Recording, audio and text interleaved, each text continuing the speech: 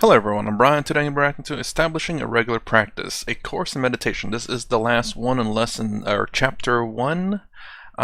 So this is definitely something I need to do. Once I have made peace with my environment, because right now it's just not peaceful. I'm hoping to get that rectified by the end of the year, but it might not be looking like it. But anyways, let's go and get started.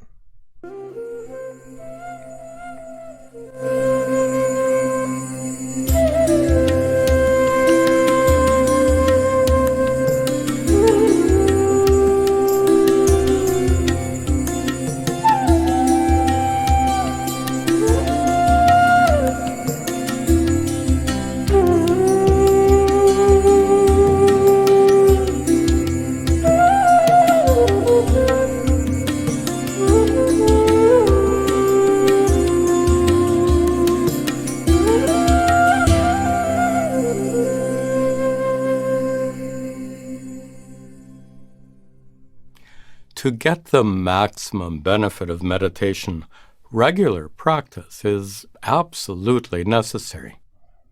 That's no surprise. Many activities like bathing and brushing your teeth have to be done every day to serve their intended purpose. Meditation is no different. To explore all that meditation has to offer and to nurture your process of spiritual growth, practicing each and every day is not optional. So, here are some suggestions to help you establish a consistent daily practice of meditation. First of all, practice at a time of day that suits your schedule. Some Orthodox Hindus believe that the best time to meditate is Brahma Muhurtam, the period between 4 and 5 o'clock in the morning, when everything is dark and still. That might have been a good idea long ago, before the advent of electric lights, when everyone went to bed by 8 or 9 o'clock. But today, that schedule is impractical for most of us. If you're a so-called morning person, someone who wakes up early, feeling bright and rested, then it's often best to meditate before you begin your daily routine. Since you haven't gotten immersed in everyday activities yet, your mind might be less susceptible to distraction. On the other hand, if you're a so-called night person, someone who gets up late feeling dull and sleepy, then meditating in the morning is probably not a good option. Avoid those times of day when you tend to feel drowsy, like after eating a meal. It's important to find a time of day that both suits your schedule and suits your temperament as well. Then, once you've found a time that works well for you, stay with it. Every day at that same time, sit in your chosen place and meditate. Before long, this will become an enjoyable routine, like taking a morning shower or going for an evening walk. It's important to be bright and alert when you meditate. Obviously, you should get enough sleep each night so you feel well rested. If you find it helpful, you could consider drinking a cup of tea or coffee before meditating. A few spiritual teachers advise against this because they consider caffeine to be an intoxicant. Personally, I don't see any harm in it, and I find it somewhat helpful. That's an interesting question. Is there any gurus or swami out there who's against coffee or tea in the morning? Or I guess it's not necessarily coffee or tea, but caffeine in general. That's interesting. I would have figured coffee or tea would be great. It's a great way to, especially if you drink it warm and it's cold, a great way to warm your body and to kind of calm you. And also, you know, it's a way to get energy a few 30 minutes to an hour after drinking it. Because I think a lot of people say that if you want to take a quick nap, drink coffee, take a nap, and by the time you get up, the coffee kicks in. I would have figured it'd been okay, but I guess I mean I can see caffeine because it supposedly gives you energy, but it still takes time for it to get into your system. So I don't see how that would affect you. I mean, you'll be full. The basic principle here is to do whatever works best for you.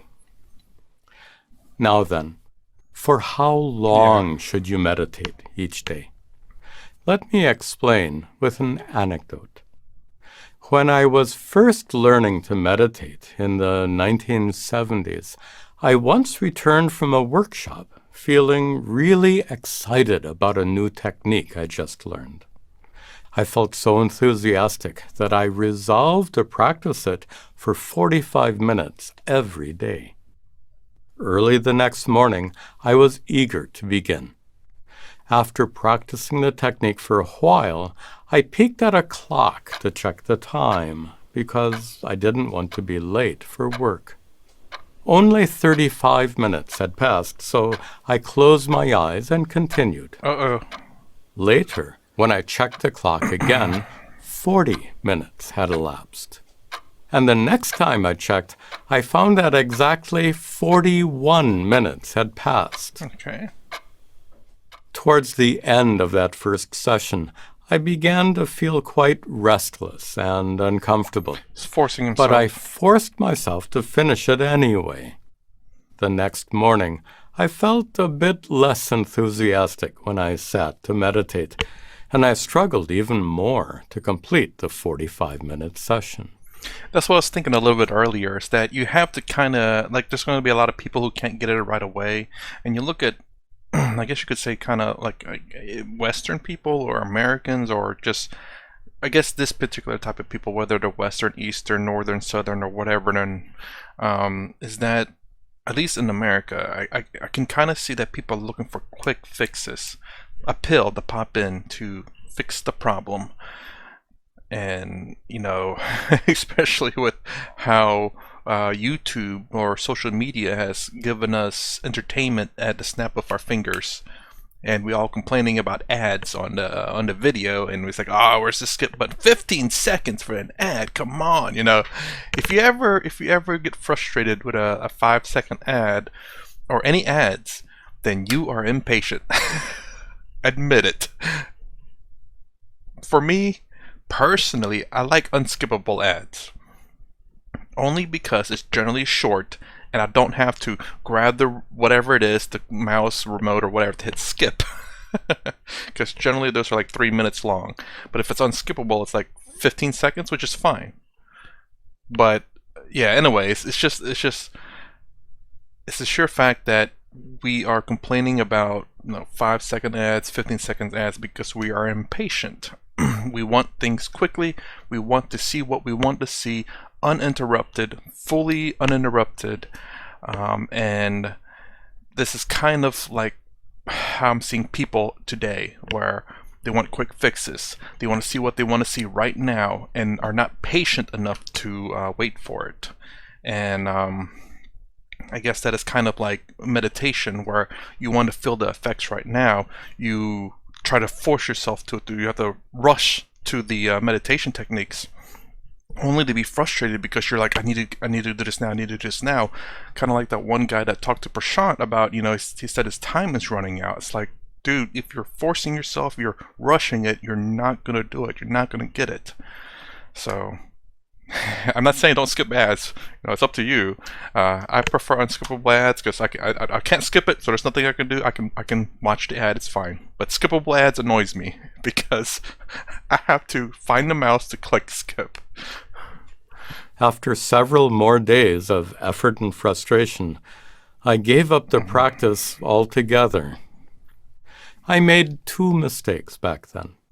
One was to overestimate my ability to sit comfortably for that long.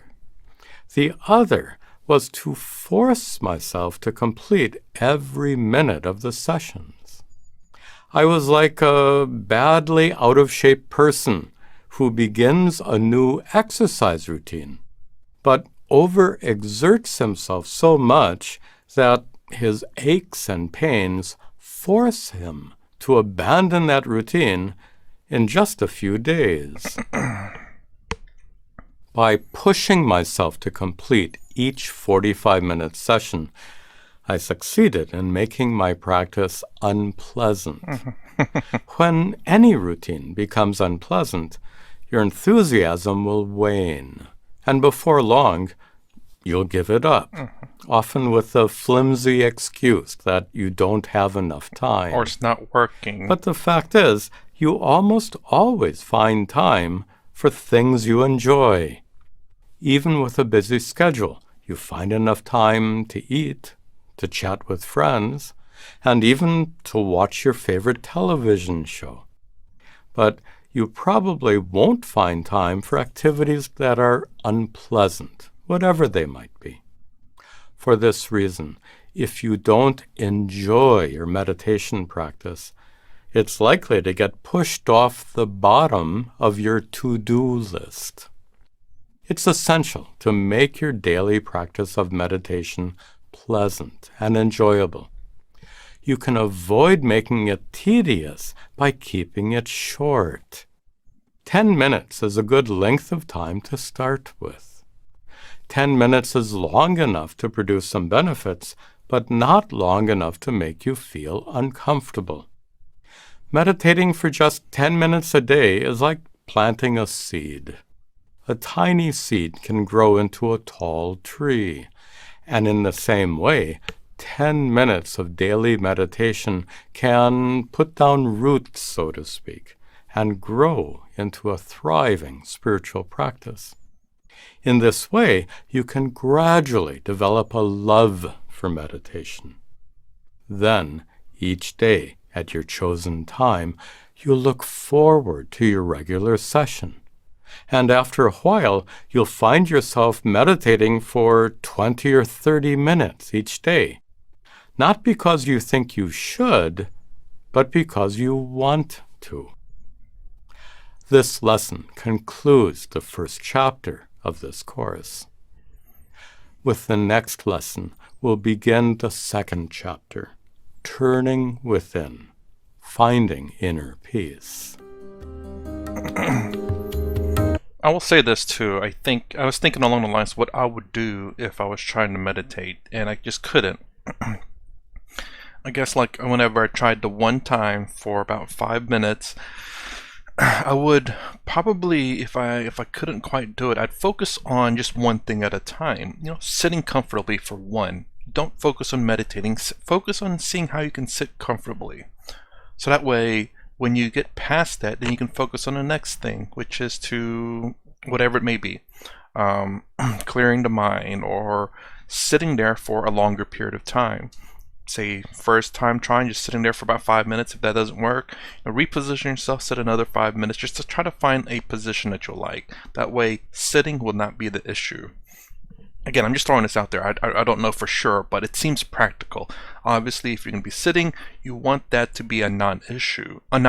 So maybe first time meditation is just to practice, set aside a time, I guess is the first and foremost, place and time, and set aside however long you intend to meditate for, so say like 30 minutes. That way you can kind of get that set and practice going on. Now, in that 30 minutes time, the very first minute is to sit there. Just find a way to sit, just look and think. You don't have to meditate, just so long as you can sit there for 30 minutes, maybe 10 minutes, just find out what works for you. And then once you're able to sit there, then perhaps move on to other portions, which is probably meditation at that point. Just now that you find a comfortable sit, you sit there and then try to clear your mind.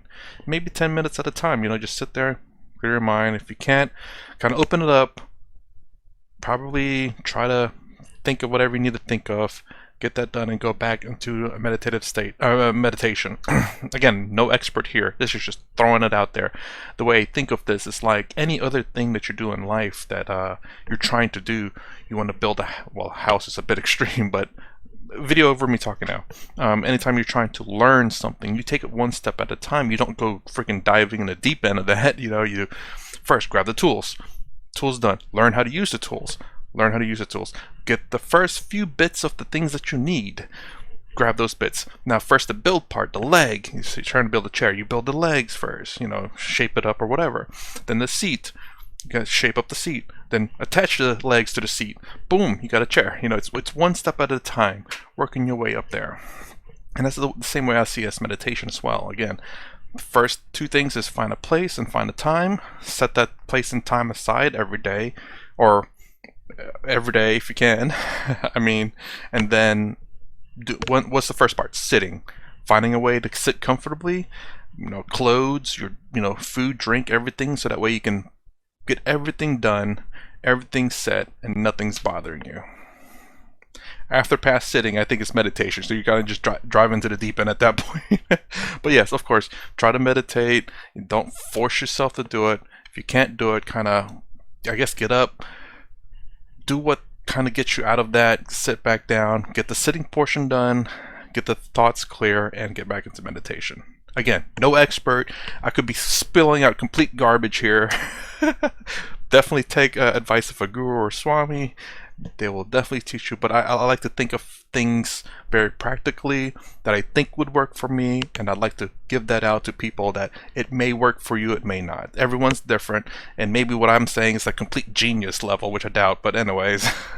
So anyways, that's my reaction to establishing a regular practice, which that's definitely a thing that everyone needs to do on things that they want to do, like exercising. If you like my content, please consider subscribing, thumbs up, thumbs down below. Thanks for watching. I'll see you in the next vid.